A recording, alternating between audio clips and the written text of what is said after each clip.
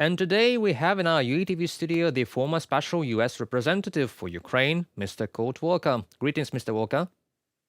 Greetings, nice to be with you. It is a pleasure to see you in our studio. And what I would like to discuss with you today is the new special US representative to Ukraine, Mr. Kellogg.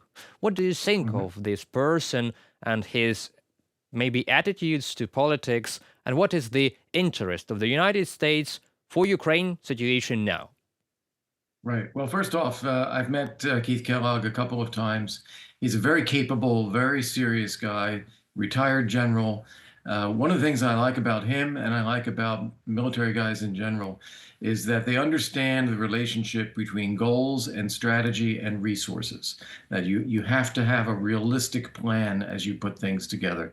And I think he gets that very much. As for the interest of the United States, I think President-elect Trump has been very clear that he wants there to be peace. And he understands that you achieve peace through strength. And he's repeated that phrase, peace through strength, many, many times. He attributes a lot of the challenges that we see in the world now, whether it's Russia's aggression against Ukraine or wars in the Middle East or rising threats from China. He attributes all of that to weakness from the West and weakness from the Biden administration in particular. That's his view. And as a result, it indicates a desire to reestablish a position of strength. Now, I think he wants to give Putin every push and every opportunity to end the war. And he said that he would call Putin and tell him, end the war. That doesn't mean that Putin will comply. I think Putin wants to wage the war. And I think as Trump sees that, it's going to require that we do even more to support Ukraine to convince Putin that it's never going to work. And today, Vladimir Putin held a direct indirect line on a live broadcast, and he said a lot of things that don't come up even together about the war itself, and he clearly doesn't want the war to end.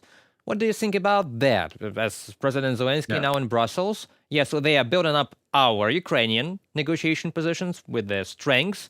Both Rutte and Zelensky were talking about this, and on the other side, we have Putin with his strange claims. Yes, well, that's exactly right, and that's a very good dynamic for people to see. I think that even during the course of the presidential campaign, there's a lot of misinformation and disinformation, accusing Ukraine of wanting the war, accusing Ukraine of not wanting the peace. And I think it's becoming more and more clear to everybody. President Zelensky is ready to end the war. He wants there to be peace. He's prepared to negotiate. And it's Putin who does not want that. And that is increasingly obvious. And that is important for people to see because it means that you can't just win the war by giving everything to Putin. That is capitulation, and that will encourage him to attack again and again and again. Yes, unfortunately, such an attitude leads to other wars in all places of the world. Even Korea can be under threat if that, God forbid, happens, if the capitulation of Ukraine happens. And what do you think about the possible deal that some people were discussing to use Ukrainian natural resources in response to strong security guarantees from the United States in particular? Yeah, I don't see it that way. I don't think we should be talking in terms of a deal of Ukraine giving up resources of some kind. It needs to be a fair peace. Those are President Trump's words. It needs to be a fair peace. And there ought to be rapid economic growth and development of Ukraine once there is peace. There ought to be increasing investment from the West and from the United States. For that to happen, what Ukraine needs to focus on is a rule of law environment, a reliable, welcoming climate for business. That is what is essential for business to come to Ukraine and for it to be successful. That's where I would focus rather than on these shiny objects of saying, oh, we have these resources and you can access them. That'll happen naturally in a market economy if you have the right rules and laws in place. So you are seeing the economy and possible concessions like joint enterprises of Ukraine and Western capitalists, investors, US investors. working jointly in Ukraine under the rule of law, and that is a key to prosperous peace, maybe to economic growth of the country and building up a strong army of our own. Absolutely, yeah. I wouldn't call that a concession. I would call that development.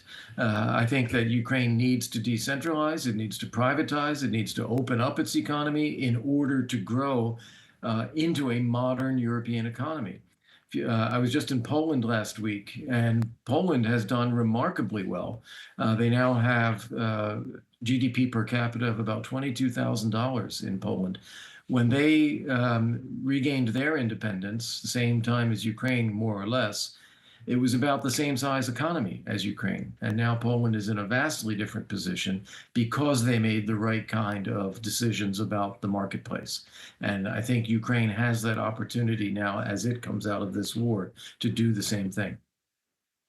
You know, there's a long story between Ukraine and Poland relationships, all those differences in religion and perspective of history, but let us hope that the economic cooperation will be the future of our relations with the United States and with such important partners as Poland, as Baltic states. Maybe you have some last remarks to make because we're short on time, something interesting you'd like to say? Sure. Well, Poland has been one of the greatest supporters of Ukraine over these past 3 years of war. They've taken in millions of refugees who've left Ukraine. They have become the critical logistics hub for providing military aid to Ukraine. They have the knowledge and the technical ability to assist Ukraine.